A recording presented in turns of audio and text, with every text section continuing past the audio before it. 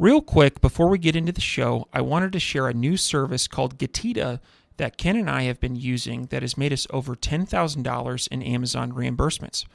The service requires no monthly subscription, and Getita collects a small percentage of the money they recover for you. It takes less than 5 minutes to set up and works on all Amazon marketplaces. Go to Getita.com, Getida, and enter promo code FTM400. That's FTM for Firing the Man 400 to get your first $400 in reimbursements commission free. How much money does Amazon owe you? Welcome everyone to the Firing the Man podcast, a show for anyone who wants to be their own boss. If you sit in a cubicle every day and know you are capable of more, then join us. This show will help you build a business and grow your passive income streams in just a few short hours per day. And now your hosts, serial entrepreneurs David Schomer and Ken Wilson. Welcome, everyone, to the Firing the Man podcast. On today's episode, we have the opportunity to interview Rami Abut. Rami's background consists of working as a UX designer for 10 years before firing the man and pursuing the digital nomad life. In 2020, Rami founded ArchWeb Design, a marketing agency for SaaS companies. To date, ArchWeb Design has worked with over 200 SaaS companies. We are very excited to have Rami as a guest on our podcast. Welcome to the show. Great. Thank you guys so much for having me. Absolutely. So to start off the podcast, can you please share with our listeners a little bit about your background and path to founding ArchWeb Design? Yeah, for sure. Yeah, it's kind of a long story, so I'll start from the beginning. So when I was younger, I took my first web design class at 13 years old. And that was kind of when I was introduced to that world. So I used to do, coding, HTML, CSS. I learned Photoshop back then. And so that was my first foray into web design, into the world of web design. And I just, for some reason, just loved it. And it became one of my biggest hobbies. Now, fast forward to my early 20s. So I actually went to school for electrical engineering, and I hated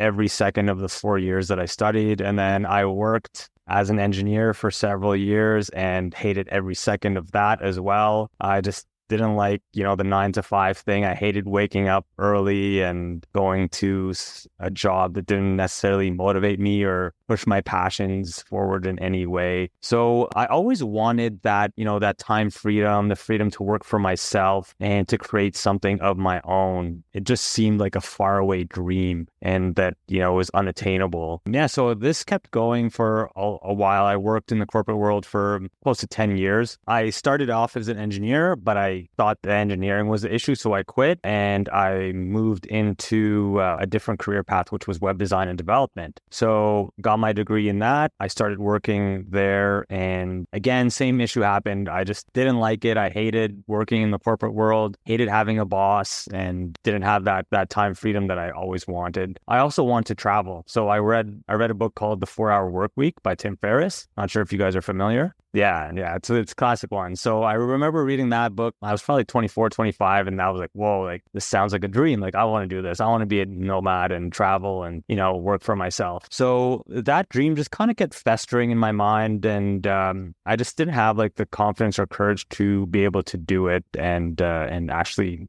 get there. And then when I was 30 years old, I remember I was dating this girl and I was madly in love with her. I thought she was going to be the one, and she broke up with me. That was like the big push that I needed to, just start living my dreams and start doing what I wanted. And so I remember I made a decision. I was like, screw it. I'm quitting my job and I'm going to start traveling. So I did it. And 2 weeks later, I was gone. So I was living in Ottawa at the time, which is the capital of Canada. I was born and raised there. So I remember I gave in my 2 weeks notice, just booked a trip to Europe, and I had no clue what I was going to do. But I just knew that I had to do it. So I had no clue I was going to make money, what I was going to do for work, where I was going to even live or anything like that. But just booked a one-way trip to Europe. I knew I wanted to travel a bit. I had some savings, so I traveled, did my thing. I went to Bali, I went to Nicaragua. After a few months of traveling, I was like, all right, it's time to, settle down a little bit, start figuring this thing out. How am I going to make money? How am I going to make this like a long-term, sustainable kind of lifestyle? So I moved to San Diego, and I was trying to figure out my purpose. So that was always in the back of my mind. I knew I was here to make a difference and I really wanted to help people, but I didn't know how. So now that I had quit my job, I had all this time and all this freedom, I started to kind of work to figure out what my purpose was and what I was going to do. In the meantime, I was freelancing as a web developer, making websites just to kind of get by and make money. And so for about a year, I was trying to figure out my purpose and I just didn't know how to figure it out and I didn't know what to do. So I kind of put that on pause and I said, you know what? Like, what am I good at? What do I enjoy? I like making websites. I'm really good at it. So I'm going to start a web design agency. And that's where the agency was born. Okay. So that's where ArchWeb Design came from. Now I know it's not my purpose and I'm meant to do something greater and I want to help people in a greater way, but I really enjoyed it. I'm really good at it. And I know I can help people in that sense. So I figured I would start there. That's kind of where the agency was born. And, now we're here. Yeah. Thanks for sharing that story. Let's dive into a little bit. And so there's some really cool and exciting pieces in there. I love travel. Yeah. So I'll unpack it a bit. So you went to college, got an engineering degree, electrical engineering, got a job, worked in that space for a while, hated it.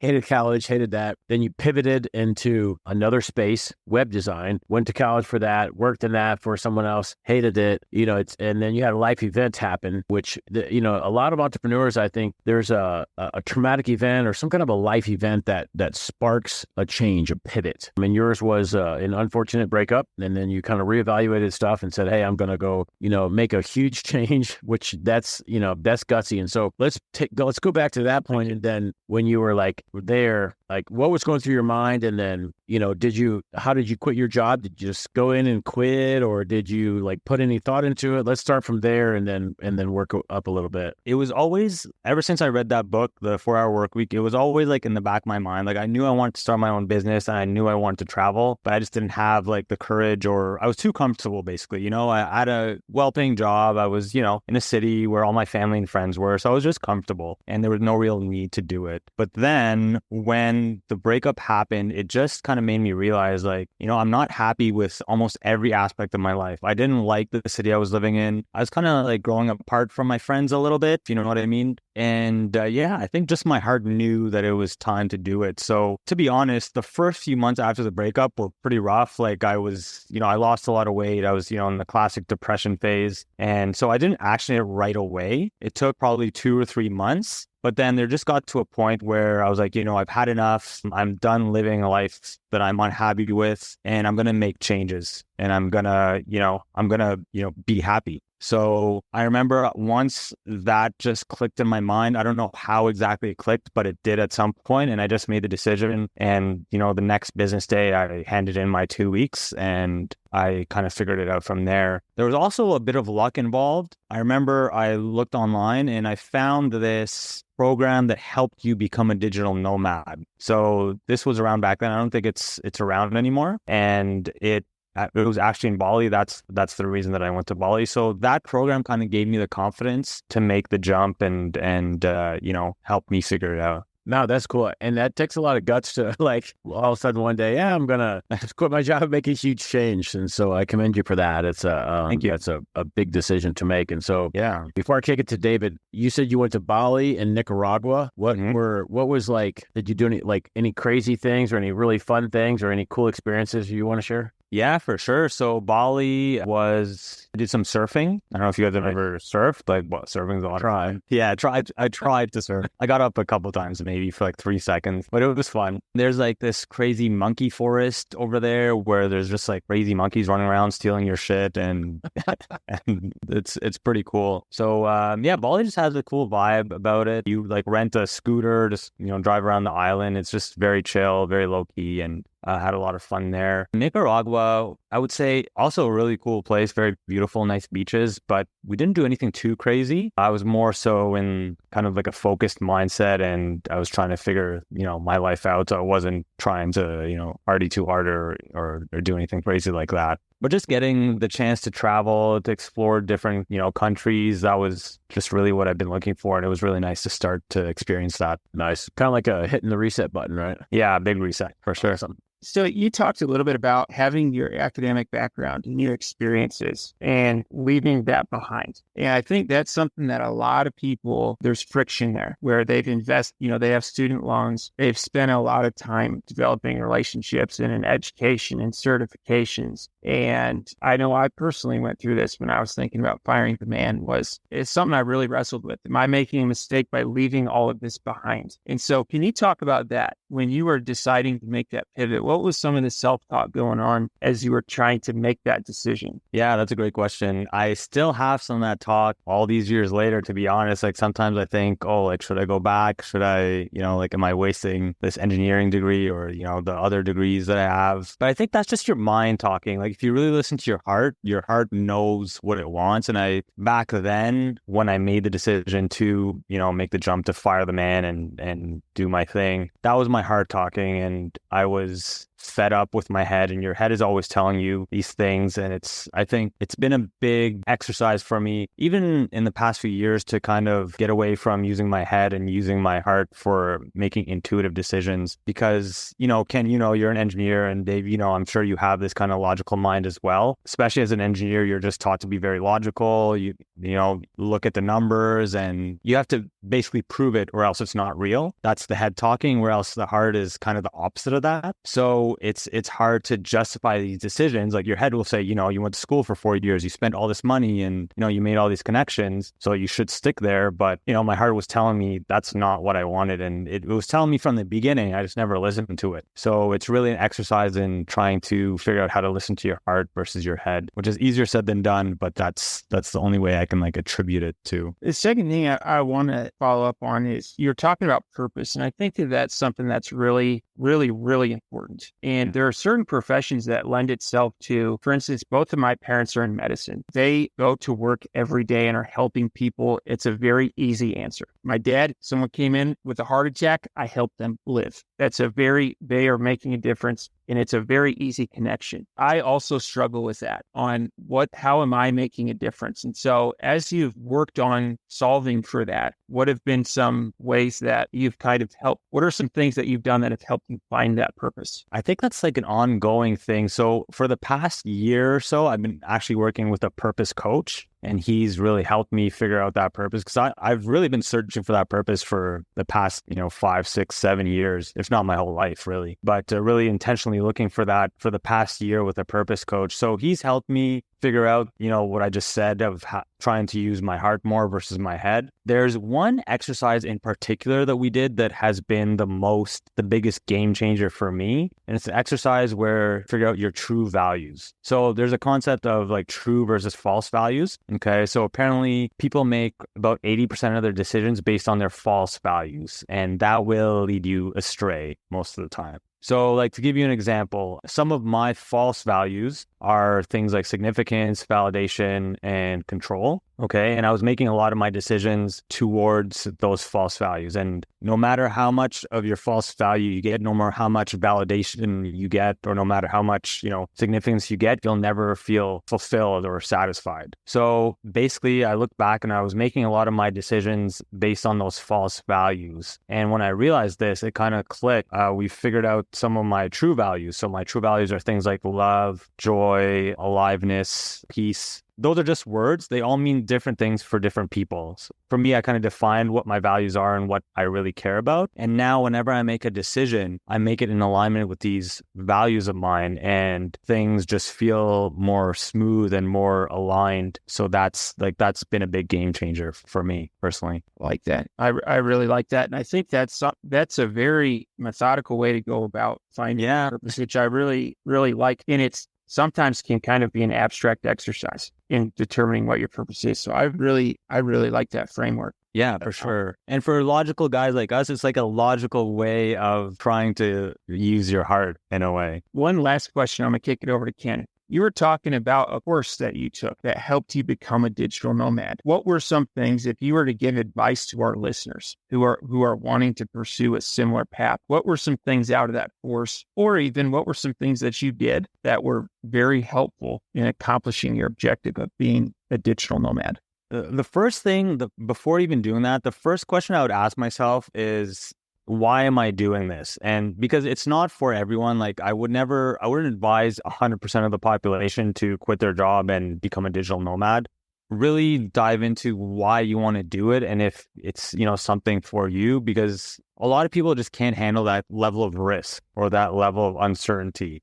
So there's that aspect to it. And then some people like need that routine or need that accountability and structure of having the 9 to 5 in order to, be successful or thrive. So really take time to figure out, is this something I really want, or is it just something that sounds sexy and everyone else is doing it? So I want to do it as well. So before even making that decision, I would step back and understand why you're doing it or you want to do it. And then a few things that really helped me is just understanding business models. And so this is not necessarily like digital nomad advice, but just when you are figuring out, if you want to take the leap, let's say it is a yes for you. So understanding different business models and how they work and how it would lend itself to your type of business, I think that was something that I'd never really considered. In terms of the travel portion of it, there's a lot of resources out there that help digital nomads that I discovered back then. There was a website, I can't remember what it is, but basically it ranks every city in terms of the attractiveness to a digital nomad. It ranks it in terms of, cost of living, safety, things like that. I remember when I chose to move to San Diego, I used that website. I'll have to Google it and I can, give you guys a link in case any of the listeners here are interested. So it gave us a lot of like practical advice like that. And for me, just the fact that I did it gave me the confidence that I could. So just jumping in, having that little bit of a helping hand for like 2 weeks just gave me the confidence knowing that I could do it. And then I just went off on my own. So to be honest, I don't remember that much from the actual 2 weeks other than just the feeling and confidence that it gave me. So I definitely want to get into some web design, some UX a little bit, but I got one last follow-up question kind of on the firing the man piece, which I think is very powerful for the listeners who are either considering it or about to do that. Hearing it from someone who has been through it is very powerful and moving. And so I want to touch on, it sounds like you've done some deeper work, more so than a lot of other guys. You've done some deeper work in finding your purpose. And so the question I have for you is around happiness. So can you share with the audience of your happiness, maybe even a level of like 1 to 10 from when you were in the electrical engineering space to when you were in the web design space, working for other people, to where you are now, and kind of how's your happiness adjusted or changed or improved or declined throughout those periods? I'll bucket the corporate life into one. So I'd say back then, I don't know, you're young, like the things I valued back then were so much different than now. I would say my happiness was probably in the 4 to 5 range. Like I'm very lucky. I've never been in a situation where, I didn't have food or shelter or anything like that. So I've always been very lucky. But in terms of happiness, I would say 4 to 5 in my corporate life. When I made the jump to become a digital nomad, definitely increased, got up to probably like a 7 to 8 at a certain point. Remember when I first moved to San Diego, like I was on a high and, it was the first time I was actually living the nomad life and, achieving that dream that I've had in my head for so long. I was pretty happy. So I'd say, around an 8 in the San Diego phase when I started the nomad journey. And then over the years, as I was doing it, I started realizing like, okay, I've started a business. I've been traveling. I've traveled, the world and seen a lot of cool stuff. But then the happiness started to dip and I wasn't sure why. And I think it's because I was missing that purpose and fulfillment piece. So there was definitely a dip in the happiness back down to, I don't know, let's say like a 6. And that's when I realized that it's time for me to start looking into that purpose piece. And that's when I hired a purpose coach and have been really digging into that. Ever since I hired the purpose coach, it's been slowly getting back up, not to the level where I want to be. There's a lot of work to be done, a lot of internal work to be done there. Not just finding your purpose, but also, there's traumas and issues that you have yourself that you want to work on to kind of unlock that piece. Because for me, my biggest issue is just, using my heart more and opening it up and trying to make decisions based on that that. So that's been a big piece that I've been working on. Yeah, no, I appreciate you sharing that. I know it's a personal issue, but I think it's, it's important for people to hear that and to see someone that's been through this journey and how making these pivots and changes has impacted happiness up and down, and commend you for following that and pursuing your purpose and making that more meaningful. I think more people should do that. So I appreciate it. So let's get into some web design stuff. When you take on a project or a client for a website, what are some of the top things that you need to know, analyze, or figure out in order to make, the best design? Are there should it be a flatter design, meaning less pages? Should it be more content? What are you looking for there to get the best user experience, if you will? The first thing that we look for is, does that company need a new website? So we look at it both in terms of designs and conversions. Okay. So in terms of design, is it consistent? Does it look good? And that's kind of more subjective. There are rules for design, of course, but it's a bit more subjective. So that's one thing we look at. The second thing is conversion. So that's data. That's not subjective at all. It's very objective. So how is the site converting? Is it hitting your goals? Okay. Basically, some of the main metrics that we look at when we ask those questions is, what is the main conversion rate for your website? So let's say you're an e-commerce brand, your main conversion is, buy X product. So what is the conversion rate on that? Is it within the metric, or is it within the range that we're looking for? If it is, then, that's great. We can always improve it and make it better. But if it's, most of the time what we see is it's not within that range, it's much lower. So in that case, that's when we say, yes, for sure, we want to help you. And this would be a home run for, both of us. Just to summarize again, the design is the first thing, and then the data is the second thing, and specifically the conversion rate. I'm going to warn you with this next question. My inner accounting nerd is about to flare up. With the website, there are a number of areas that you can invest. Right? You can invest in content. You can invest in paid ads. You can invest in the actual design of your website. As an accountant, I'm always looking at return on investment. With the clients that you've worked with, which activities tend to have higher ROI? On the flip side, which types of activities tend to not have a high ROI if we're pointed at increasing our conversion at whatever that would be? There's no specific answer. It's kind of like a chicken and egg scenario, because let's say you have a ton of traffic, you invested a lot in your paid ads, and that traffic is going to a landing page or a website that doesn't convert very well, then you're leaking a lot of revenue, right? Or vice versa. So, ideally you want both pieces of the puzzle to be in unison and working well. In terms of the highest ROI, I would say if I had to choose one thing, it would be the copy, which might surprise you. So the copy, the writing on the page, that makes a huge difference. So your offer, your messaging, what you're saying, how you're saying it, that is, of course, a huge conversion factor. The thing with that is, not only do you use that on your website, but you use that on your marketing collateral as well. So if your message sucks everywhere, then that's really gonna hurt your conversions. And that's gonna, that factors in everywhere in your marketing. I would say the most important thing to do with that is spend a lot of time doing market research. So really understanding your users and their pain points, their struggles, and what they want. Now, this sounds, I think, very basic, but it's by far the most important thing that we do, and it affects everything that we do, from copy to web design to the marketing, paid ads, SEO, all that stuff. So really understand your users, what their pain points are and what they want, and that will make every other piece of the puzzle work so much better. I got a couple more questions. One,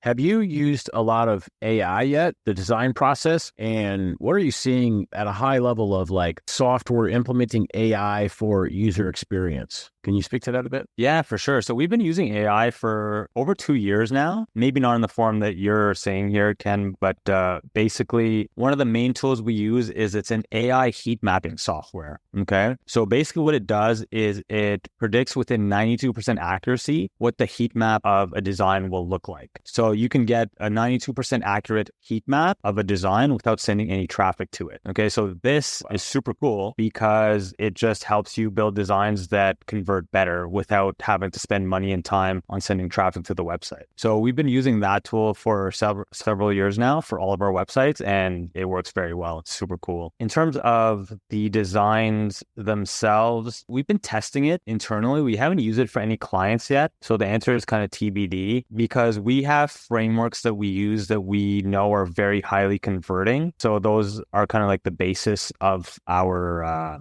system and our web design packages. So we use those. I think what's really interesting for AI is using it right now for illustrations and product mockups, things like that. It can do really cool things. I don't think it's quite there yet for generating website architecture and layouts. I don't know, maybe a year or two, 5 years down the road, it might be, but there's always going to be those areas where you need to base on past experience and past frameworks that, have been proven to convert, basically. Totally agree. There's going to be that human touch for quite some time until the AI is very polished. Now, can you share what that software tool is for the heat mapping? Yeah, for sure. It's called Zyro. Yeah, that sounds super really cool. Yeah. Last question, and then I'll kick it over to David. Is so we're getting ready to do a website migration and build. And so one of the things that I've been hearing from people in the space is kind of like the user experience, obviously. And so someone was telling me like on the homepage, the landing page is crucial. Like when you capture that first visitor there, someone was telling me like asking them questions of like why you're here and then directing them to where they need to go. Do you guys use that type of design? And what do you think? What are your thoughts on that?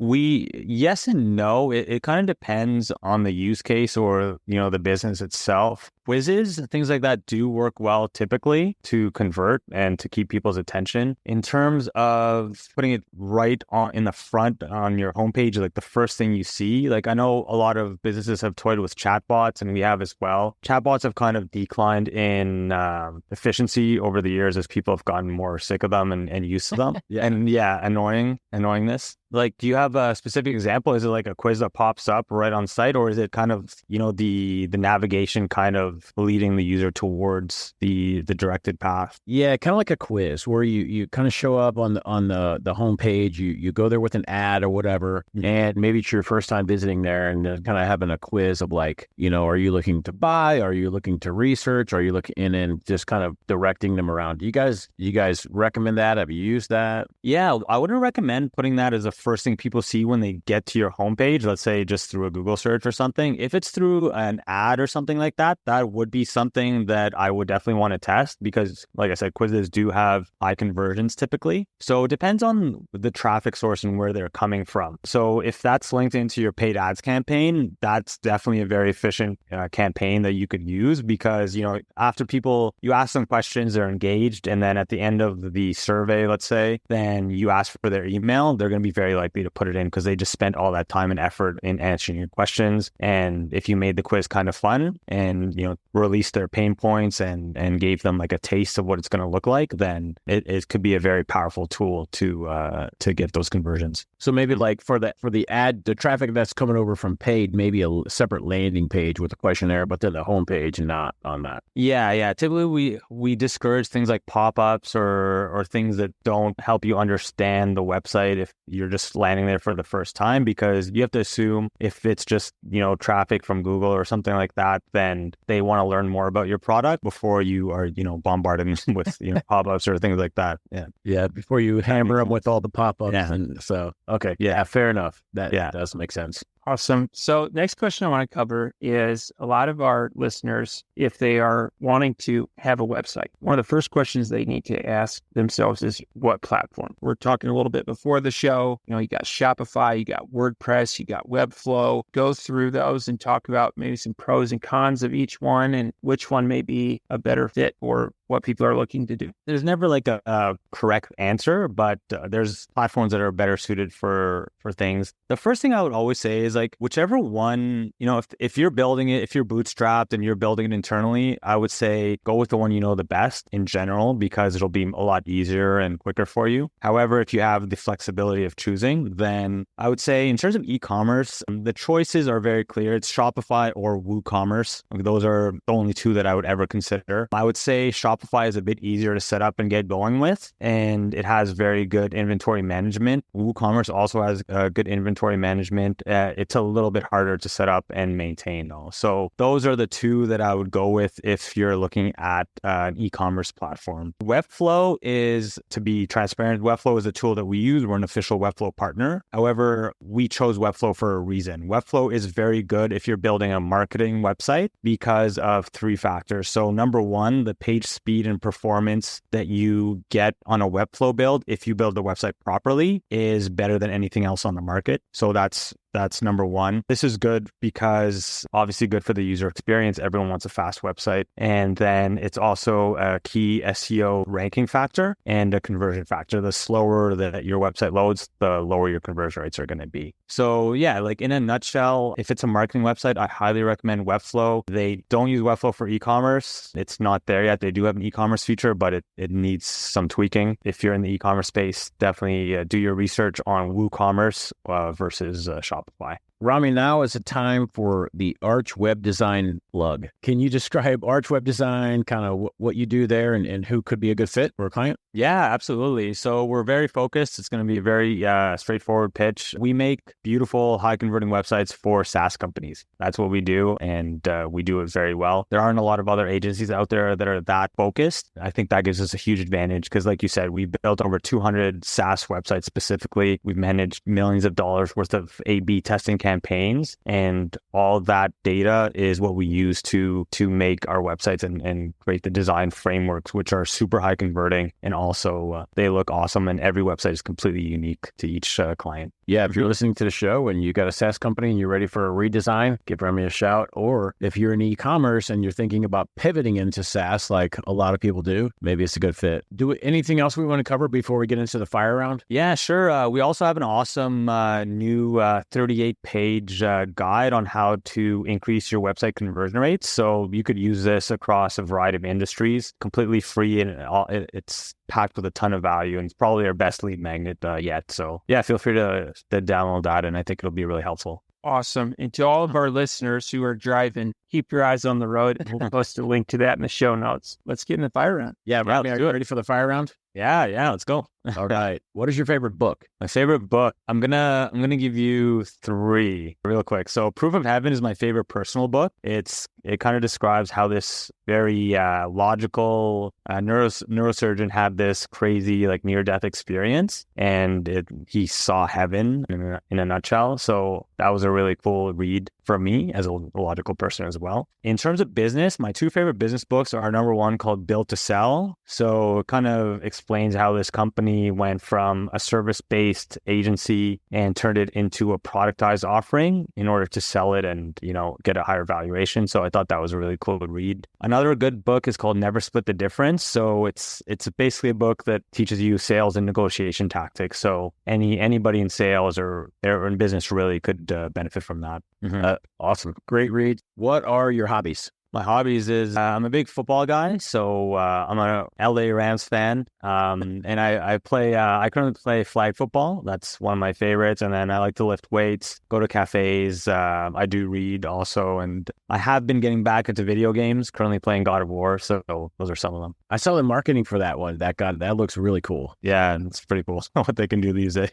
Yeah, absolutely. What is one thing that you do not miss about working for the man? I have a list. Number one is waking up early and not on my time. I'm not a morning person, so that's like the biggest thing. All right, last one. What do you think sets apart successful entrepreneurs from those who give up, fail, or never get started? If I could boil it down to one thing, it would be just or two things, let's say consistency and courage. So courage to make the leap. And then once you're there, just you have to be consistent. There's so many people that have started something, they have a great idea, but they're not consistent enough to make it happen. Like you have to have that work ethic to be able to day in and day out work on it, be focused, and just get that done. It's tough. Like entrepreneurship is not easy. It's not sexy all the time or most of the time, but you just have to be consistent, show up every day, and I believe that will help you succeed. Excellent advice. Absolutely. I want to thank you for being a guest on the Firing the Man podcast. If people are interested in getting in touch with you or working with ArchWeb Design, what would be the best way? Yeah, sure. So I'll give you a link to our website down below. You can, book a time to chat with me. It's directly with me. So I'll be there to chat if you guys want to talk about your website, conversion tips, anything like that. So happy to do that. And if you just want to connect with me personally, you have my Instagram and the links below, and, shoot me a DM and we can have a combo. Well, sounds great. Well, thank you so much for being a guest, and we're looking forward to staying in touch. Yeah, Dave, Ken, thank you guys so much. It was a lot of fun. I really appreciate it.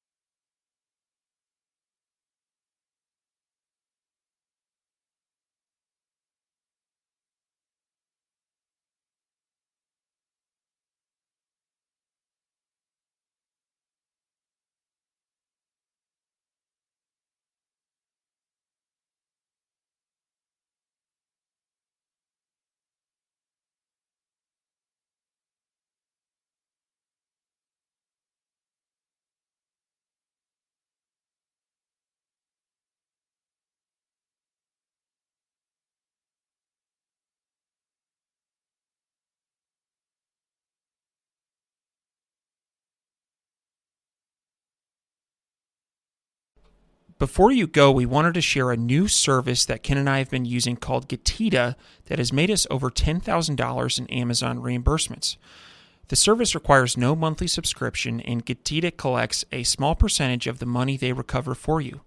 It takes less than 5 minutes to set up and works on all Amazon marketplaces.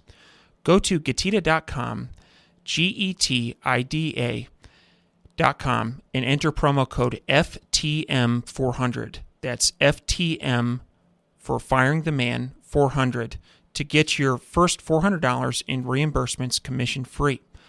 How much money does Amazon owe you?